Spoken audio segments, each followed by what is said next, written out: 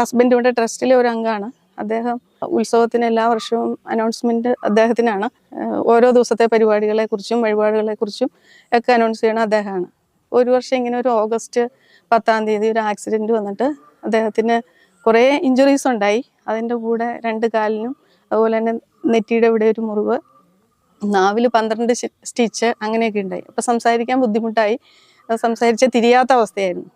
എനിക്കും സത്യം പറഞ്ഞ വിഷമമായിരുന്നു. ഉണ്ണിഭൂതത്തിൻ്റെ പ്രാധാന്യങ്ങളെക്കുറിച്ചൊക്കെ എപ്പോഴും വിളിച്ച് അനൗൺസ് ചെയ്യുന്ന ആ വ്യക്തിക്ക് നാവിന് ഇങ്ങനെ ഒരു ഇത് വന്നപ്പം സങ്കടമായിരുന്നു. ഞാനിവിടെ എനിക്ക് വരാൻ പറ്റിയില്ലെങ്കിലും അദ്ദേഹത്തെ ശുശ്രൂഷിക്കുന്നതുകൊണ്ട് കൂടുതൽ എനിക്ക് ഇങ്ങോട്ട് എത്താൻ പറ്റാറുണ്ടായിരുന്നില്ല. പക്ഷെ ഞാനിവിടെ പ്രാർത്ഥിക്കുകയും ഇവിടെ നിന്ന് ഓരോരുത്തരും വന്ന് അദ്ദേഹത്തെ കാണും, ഇവിടെ ഓരോ വഴിപാടുകൾ ചെയ്യുകയും ചെയ്തു.